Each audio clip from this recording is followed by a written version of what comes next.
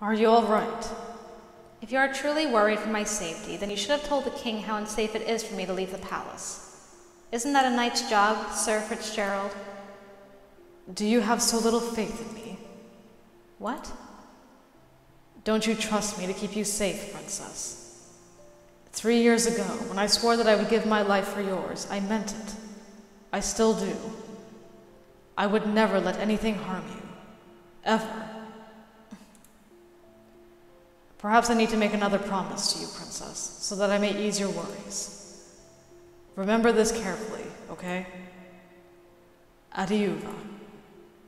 What does that mean? It's from an old language that no one speaks anymore. It's what people used to say when they were calling for help. Something to call when I need help? If for any reason I'm not there and you need me, just say that word. Scream it at the top of your lungs if you need to. I promise I'll come running. A knight would never break a promise to his lady. Trust in me. I have to go. Aww, it means help. Help! Why did we run back to the palace, though? I guess... I don't know. An odd choice, but maybe. In this context, I don't know. I also just realized, like, we're mostly through chapter 6 now, and we still haven't got one good deed yet. We helped our old Boo and his sister escape. That's gotta count for something. I've been awake for hours, unable to sleep. I stand at my window waiting for something, anything to happen. But all is still beyond the glass window pane. I have no idea what I ought to do. What is going to happen now? Should I tell someone? I return to the palace because my room still feels like the safest place, but why? Am I here because I feel I need to tell the king what happened? Because I hope that Fritz will return? I do not even know if the king is still here. I haven't seen him at all. My hand instinctively reaches out for my necklace, and I realize that there is an additional piece. Finally! Please tell me it was because we saved them. I look down and a small gasp escapes my lips when I notice a new piece of the glass slipper. A new piece of the slipper? But how? What was my good deed? I remember the night I helped Rod and Emmeline escape from Varg. That was a good deed? Yeah, girl. Hey, you're still here. Good. Princess? Fritz? I have been looking for Prince Rod and Princess Emmeline.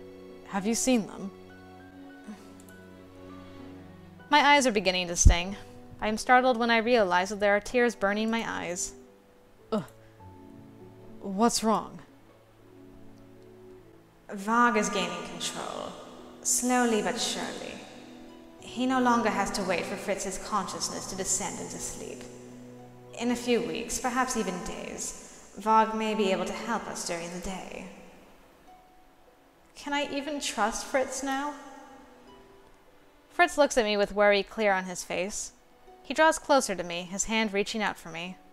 Ah! That's terrifying! Dude, don't do that ever again! I pull back immediately, my breath caught in my throat. Ah! Don't do that! Stop changing back and forth, it's freaking me out. Princess? For a moment I just saw Varg. What is going on? Will he believe me if I'm straightforward? Something's been wrong ever since we returned to the palace. Princess, please, Fritz clenches his hands into fists. His face twists with obvious pain. Please, let me help you. I can't. I can't. You're not you. I'm sorry, Boo. Varg will remember all of this. I doubt you can. My chest begins to ache and my heart feels heavy. You'd never believe me. There is a certainty in Fritz's eyes that was not there before. He looks at me with fierce determination. Try me. I rub my hand over my eyes. You are cursed. His silence is all the response I need. I knew this would happen. I knew he still wouldn't believe me. Princess, we've talked about this before. But what exactly are you seeing that makes you so firmly believe that? I eye him warily. Will he really listen to me? You are cursed with an alternate personality. A cruel one. I've known him for months now.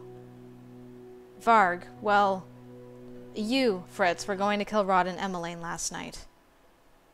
He reaches out to rest his hand atop mine on the windowsill. His determination has dwindled into uncertainty. You don't believe me. I believe you, Princess. I can see it in your eyes, Fritz. You doubt me. I do not doubt you, Princess. I am just confused. How could I not know about the existence of an alternate personality, or about a curse inflicted on me? I pull my hand away from him and cross to the other side of my room so that my bed acts as a barrier between us. But Varg knows you. How is it possible that Varg is so aware of you when you do not even know he exists? I begin to pace, my emotions whirling. Now I'm like, maybe Fritz is like the good in Varg. Like maybe Varg's the actual person. I don't know anymore. I don't know who to believe anymore. And how am I to trust you when you won't even trust me? I knew you weren't going to believe me. How could I have been so stupid to think that you would? Princess. He begins to move toward me, but I stop him in his tracks with a single glare. Don't. Silence descends upon my room. When I finally look at Fritz again, the man I see is a stranger. Gone is the Fritz that I once knew, and standing in his place is nothing but a shadow. I thought he'd be different. He showed me so much kindness and pretended to care, and yet... Mother was right. Mother was always right. I feel a dull ache in my chest as I turn on my heels to look away from Fritz. This is what happens when you trust in someone. This is what happens when you begin to believe in others. Yeah, good on you. Good on you. You needed that. She needed this. She needs this. I gasp when I feel strong arms wrap around me from behind. I can feel Fritz's warm breath against the back of my neck. It sends shivers tumbling down my spine. Let me go, Fritz. No. I order you to let me go. But Fritz only tightens his grip. While the warm embrace is suffocating, it is also oddly comforting. Sorry, Princess. I cannot be ordered to leave you like this. I swore an oath to you and made a promise to myself that I would always stand by your side. No matter how much you push me away, I will always be here for you. From the day I was assigned to you, I saw how much you suffered. That's why I will protect you with everything that I am. I bite my lip as I struggle to keep myself from crying. How can I trust Fritz's words when Varg has done nothing but cause suffering to everyone around me? But it seems like I have also been the one to cause you so much pain. He loosens his arms until I am no longer within his embrace. I suddenly feel cold and empty, but I do not move toward Fritz again. His voice is very soft when he speaks again. I'm sorry. I do not look up when he leaves. You cannot rely on anyone but yourself. You cannot trust anyone but yourself. How can I have forgotten that? Oh, Lucette. This is the first time we're seeing this scream. If I had been able to have my way, I would not have left my room at all. After everything that has happened, I do not think I want to know what Sir Mithras's request is. I am also worried about this so-called wonderful gift he wants to show me. Perhaps he means to kill me along with the king. Surely I should be more alarmed at this epiphany. Yet for some reason I only feel numb. I do not acknowledge Varg when he enters the room. Princess, I'd ask what you're thinking about, but it's written all over your face. That, and I happen to have the memories of it too. Poor Princess. Your knight in shining armor turned out to be less of a hero than you thought. Stop it. Hurts, doesn't it? Well, I did tell you. I wonder why you're so surprised. Varg, you... I think you are annoying our princess, Varg. Sir Mithras' presence, for once, is actually a relief. He bows to me, but I no longer believe the smile on his face. Princess, you have my most sincere thanks for agreeing to meet me at such late notice. What is it that you want to show me, Sir Mithras? Actually, answer me this first, as it has been troubling me for some time. Why do you want to kill the king? I see we have much to talk about. Let us walk and talk, if you do not mind. Sir Mithras looks at Varg. Do not disturb us, Varg. Poor Varg. Varg disappears back into whatever shadow he'd emerged from as Sir Mithras and I make our way back into the hall. It seems my suspicions were correct. You did overhear Alcaster and I the other night, didn't you? Princess, I must assure you that I have nothing but your best wishes at heart. It is not I that wishes to remove your father from power. That is Sir Alcaster's desire. Is this what Jurian spoke of all those months ago? Did she discover Sir Alcaster's motives only to be discharged from the Order as a result? Why did you agree to help him? I required Sir Alcaster's assistance for certain things. It was a mutually beneficial decision for both of us to work together. But do not worry, I never had any intention of going through with your father's murder. Is this why you were delaying him until after my birthday? Sir Mithras' smile is almost genuine. My princess is wise, just like her mother. I realize that Sir Mithras has led me into the secret tunnels. Where are you taking me now? My princess is also impatient, just like her mother. The impudence of this man. You said Varg answered to you, but he also carries out Sir Alcaster's orders. It was Sir Alcaster's desire to take over Angielle as cleanly as he could. He sought to accomplish that by killing all those with a claim to the throne. Sarad and Emmeline. But I was never going to let him kill you. In exchange for ensuring your safety, Sir Alcaster required, among other things, a servant. So I provided him with one. Sir Alcaster needed someone that could remain close to him, hidden in plain sight, so to speak. He also required that they have the skills of a trained knight. Sir Fitzgerald was capable of guarding you, my princess, but he was not as capable of carrying out Sir Alcaster's other orders. But why go to such lengths to curse Fritz? Princess. Sir Mithras focuses his intent gaze on me. Something dangerous and bright shimmers in his eyes. I shrink back. Any threat to your life had to be removed. Besides, I'm under the impression that your loyal knight would be happy to sacrifice part of himself in order to become the perfect guardian. What do you gain from doing all of this? I require something from you, something only you can provide. It is something I had to wait for, as you need to be 18 in order to give it to me. I have been preparing this gift for you for a long time, my princess. It is the gift of resurrection. I will bring back the queen. What?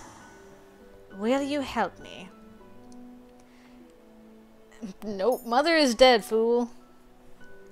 Mother is dead. Only in name. Mother has been dead for years. If she had been alive, I would have known. Your mother sustained great injuries during the Great War. She needed time to heal. Then where has she been, and why would she pretend to be dead? Why would she leave me alone? Oh, that was a good choice, I guess. Your mother is sleeping, and you are the only one that can wake her. Why me? My princess, you are heir to more than just the kingdom of Angielle. Queen Hilda was the bearer of the Crystallum Tenebrarum, one of the 2 Crystallum of Angielle. What? As her daughter, you are the next bearer. You are destined to be a great witch, just like your mother. My mother... a witch? Impossible! It is the truth. You were so young then, my princess. and the world was so cruel to you. Why do I not remember any of this? The Queen sought to protect you and shrouded your memories of the pain you suffered at the hands of humans. Is this why the people of Angielle despise and fear me? But once you turn 18, you will inherit the full abilities of the Tenebrarum Bearer. With that power, we can revive your mother. Is this not what you've been dreaming of since you lost her? I dared not even dream this was possible. For so many years, all I wanted was for Mother to return to me. But now... No, I cannot falter. Mother was the only person I could trust. She is still the only person who loves me. I have made my decision. Oh, gosh, for bringing back our evil mother. Although it's very interesting that we're having Mithros give us the details. It really changes everything this time around. Tell me what I must do. Sir Mithros smiles and steps aside. Behind him is a large rusty door. Come with me. Oh, Mom! You're in a crystal. Oh, Mother! She is still as beautiful as the day she became one with the Tenebrarum. Sir Mithros reverently strokes his hand across the Tenebrarum as if caressing Mother's face. You're so creepy, man. You got a Joker-Harley relationship going on, except she's Joker and you're Harley. These last 4 years, I've come to visit her as much as I possibly can. But I cannot wait to see her beauty grace the halls of the palace once more. Sir Mithros turns to me. Place your hands on the Tenebrarum. Wait, before I do this... Sir Mithros, you said you have no desire to kill the king. Yes. Swear to me that you will not allow Sir Alcaster's plans to succeed. Swear that you will protect the lives of the royal family. I do not wholly understand why I am asking this of Sir Mithros, yet a part of me feels compelled to do so. I may not see them as much of a family, but they have done nothing to deserve death. My princess. Swear it. Very well. I swear I shall not allow Sir Alcaster to kill any of the royal family. Well, there's magic in the air. The clock tower chimes. The bell echoes in the chamber, the sound dull and eerie. Sir Mithros' eyes flash as he gestures his hand wildly. Well, a witch's word is binding, but he didn't say anything about him killing the royal family. Or my mother, for that matter. Okay. Now, princess, now! The air in the room becomes cold, so cold I actually feel my body becoming like ice. Something is wrong. This does not feel right. I try to move away, but my attempts are thwarted by some kind of magical force. The Tenebrarum is pulling me toward it. Sir Mithros! It is too late to turn back now, princess. No! The pull is strong. I am drawn to it like a magnet. The invisible force renders me a puppet. It takes hold of my body and forces me to raise my hands to the crystallum. I press my palms against the face of the Tenebrarum, my hands framing my mother's face. Her expression is gentle in her unnatural sleep. The Tenebrarum is freezing beneath my fingers at first, but it steadily begins to warm as the clock continues counting down to 12. The warmer the Tenebrarum grows, the colder my body feels.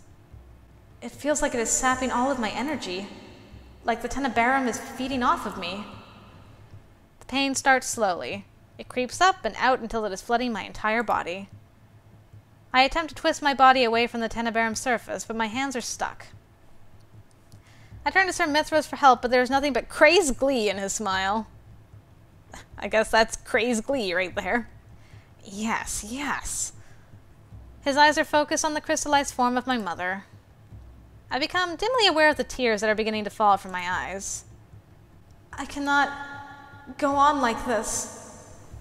My vision starts to blur until I feel myself falling into endless darkness. Oh boy. Mother? Yes, my sweet. What are you doing? I am planning, dearest one. Mother has to be ready for when she takes over Angielle. But doesn't Father rule Angielle? Oh, sweet, Father will soon be too tired to rule. Mother will rule for him, and when you are grown, you shall follow in my footsteps. I will make Angielle a kingdom to behold, my darling. You will never be hurt, and no one shall deny you anything. The people will bend to your whim and will behave as they ought to. There'll be no bad people? No, dearest one. There will be no bad people in our kingdom. I will make sure of that. Ooh. Chapter 7. Perspective. Gotta get some perspective on this. Opening my eyes and moving my body is a struggle. I feel sluggish and numb, and there's a suffocating heat in my chest that makes it difficult to breathe. When I finally do rise, my thoughts are tangled and confused. Where am I? Ah! You don't have a mask anymore, and that is really strange! Whoa. But you also look more handsome for some reason. How does that work? She lives. I turn my head just in time to see Varg rise from a chair just to the side of my bed. Has he been sitting there watching me? And he is not wearing his mask. What are you doing here? You've been out for a week, Princess. A week? I think I would know how long you've been playing Sleeping Beauty. After all, I've been here the whole damn... Varg quickly clears his throat before gazing down at me, an exasperated expression on his face. I'm sorry, I didn't want to pass out. Do you even remember what happened? Memories suddenly fled through my mind. They are fragments, but together they create a startling picture. Sir Mithros, in a room, 12 chimes of the clock, my 18th birthday, the Tenebrarum, and... Mother! I sit up immediately, only to succumb to a wave of nausea and dizziness. Much to my surprise, Varg reaches out to steady me, his grip firm but gentle. Slow down, Princess. You're not ready to fight me yet. What time is it? Almost dawn. Will he become Fritz again in a few hours? Or have I lost Fritz forever? Would you believe me if I told you Fritz doesn't want to see you? The awareness of my last conversation with Fritz hits me full force. After what happened the last time we spoke, I am not surprised that Fritz does not want to see me. He was too ashamed to face you. I had no idea Fritz would react the way he did to your words. I have most of his stronger memories. Not all of them, but most. I thought he'd have most of mine, too, but I guess that's not the case. What memories do you have? That's none of your business. The expression on his face is clouded. For a few moments, he is silent, thoughtful. In the beginning, they were mostly of you. What? Varg glances away. I notice the way his fingers drum uneasily on his cane and stare. I've never seen Varg look like this. I carefully slide my way over to the edge of my bed, allowing my feet to dangle to the floor. Fritz cares for you, Princess. Take my word for it, if no one else's. Why is he suddenly telling me all this? Will I ever see him again? Or has he lost to you? Varg flinches back from me, taking a few steps back to put some distance between the two of us. I can't say. I watch Varg closely. I'd never noticed before, but Varg's emotions are very clear if you know what to look for. Well, now he doesn't have his mask on either, so that makes it a bit easier. Press him. You cannot say, or you won't say? Princess. The gentleness with which he says my title makes me think of Fritz. However, just as I'm beginning to hear Fritz's voice through him, his demeanor changes once again. The vulnerable man disappears and is replaced by the usual facade. Varg straightens and glares at me. I'm so torn with this character. I love him, but I don't know if I like Varg or Fritz more. I don't know why I like Varg, but I don't know. He's got that wolfishness, you know? Don't judge me. He displays this confidence to hide his true emotions. It seems like he wears two masks. You are more like Fritz than you would care to admit. Fritz would never harm me. Varg snarls, but he no longer intimidates me. Fritz this, Fritz that. All you ever talk about is that idiot, even though I have been the one by your side this entire time. Fritz is nothing compared to me. Then why do you feel threatened by him? My words render Varg speechless. Yeah, girl. I dimly notice the patterns of red dawn scattered across my room. The sun is almost up. I look back to Varg, my eyes seeking Fritz. Varg moves, his eyes fierce as he closes the distance between us. Whoa!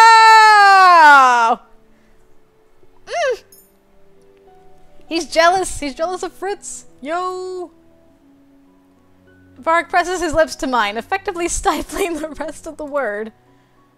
I have only a moment to gasp out for breath before Varg kisses me again, more deeply. I raise my hands to push him away for a brief second as my mind hazes over in shock. Varg takes advantage of my confusion and moves forward again, an unreadable expression in his eyes as he leans over me. Yep, Varg won for me. Darn it. Darn it! Ah. I try to pull away, but Varg tangles his hand in my hair, tilting my head back to press his lips firmly against mine once more. Sheesh. He's the only one of the 4 guys so far that's really gone for this kiss. Whew. No, this is not right. I tremble as his free arm sweeps down my back and eventually comes to rest at my waist. Why is he kissing me? He doesn't even like me. Anger clears my mind. I ball my hands into fish and shove at Varg's chest. His eyes are bright and out of focus when I'm able to look into them. His chest betrays his labored breathing. I wipe the back of my hand against my mouth as I glare at Varg. I do not trust myself to speak without screaming at him. Coherence slowly starts to filter back into his gaze. I can see the awareness in his gaze, along with guilt. I suddenly realize that my cheeks are now wet with tears. Why am I crying? Varg takes a step toward me, and though he does not utter a single word, I can see from his body language that he means to apologize. He reaches a hand out as if to touch my face. No! I move back and close my eyes. Adiuva! Lucette? I open my eyes when I hear the familiar voice and watch as Fritz quickly rushes to my side and kneels in front of me. My heart can't take this yo-yoing. Varg's becoming more of a good person. It's hurting my heart. His hands cup my face as his thumbs brush against my cheeks, wiping away the tears that I cannot stop. What did he do, Princess? Fritz. I feel suddenly overwhelmed, like there's too much whirling in my mind. You've had a hell of a week, girl. I'm not sure how long we sit there together. It feels short, like a single moment, but it could have been an eternity. I'm sorry, Princess. I shake my head in an attempt to clear my fractured thoughts. Fritz frowns, but the expression clears as he brushes my hair away from my face. His fingertips gently good grief. I'm so overwhelmed by this because I can't read. His fingertips gently trace my cheek as he speaks. I failed as your knight. I should never have left you alone that night. I could have stopped all of this from happening. All I have done is cause you pain. And this past week has been hell. I didn't know if you'd wake up, or if I would be able to be with you when you did. He looks at me, his expression grim. And I wasn't there when you did. Varg was. You finally know about him? Fritz nods as he gives me a pained smile. No apology could ever be enough to excuse what I did to you. I doubted you that night because I thought what you were saying was impossible. I wondered how I could be cursed without knowing about it. But now, I hate myself for treating you the way I did. I must have put you through so much suffering because I did not believe you. I know I have never been worthy of you, but now I have betrayed the trust you had in me. He drops his hands and pulls away from me. I don't think I have the right to be called your knight. I reach out and grab his hand without thinking. Don't say that. Fritz looks at me in shock. His wide-eyed gaze only makes me feel embarrassed, and I have to focus to keep from floundering. After a long moment, Fritz manages to smile at me. It is small, but genuine. I don't deserve your kindness. Kindness? Is that what this is? We sit together in silence for some time, enjoying each other's calming presence. My room is quiet as the sun steadily starts to rise. Do you know what has happened during the last week? I'm afraid not. I wasn't myself for most of it. He is fading even faster now, and just when I feel that I've truly started to know him. I've already told you about the disappearance of the prince and the princess, but it seems like the queen has gone missing as well. Ophelia is missing. I can only hope that they made it out alive, and that Rod led them back to the Marchen. There they will be safe. I did not think I would ever trust anyone there, and I still don't, but Parfait said that the Marchen is a place evil cannot overtake. And whether or not Varg is truly evil, his mission is to kill them. I can at least be sure Parfait will protect them. King Gennaro is still here, but he is different. He is not himself. And what happened? It's your mother. The day you fainted, that same morning, your mother returned. I can only stare at Fritz in shock, knowing that what happened that night wasn't just a dream. Everyone in the castle is acting as if nothing is wrong. It's like the last 4 years haven't happened. But the instant I saw her, I recognized her. And after that, well, I don't remember what came next. My next conscious moment was today, when I saw you. Fritz raises his hand as if to touch my face, but he abruptly pulls it away. He flinches and doubles over, his face contorting with pain. Oh no. No, not now. I won't let you. His eyes are cloudy, his gaze turned inward. He is speaking to the other side of himself that I cannot see. I reach out to him and try to call him back. Fritz! He looks up at me and attempts a sad smile. He's trying to make it seem like he's fine. When he speaks, it is through gritted teeth. I'll never let him hurt you. Can you trust me? About that, at least. Yes. Lucette! The shadows dance around him, almost tauntingly at first. Then they simply engulf him and Fritz disappears into darkness. I take a step back. Varg, you're playing games with my heart. I can't handle it anymore. I hate to interrupt. You again. I snarl at him, but Varg merely shrugs. He looks indifferent, as if what transpired between us before never happened. Well, he had time to compose himself. I have things to do today. Fine. Varg turns away and walks briskly out of my room without glancing back.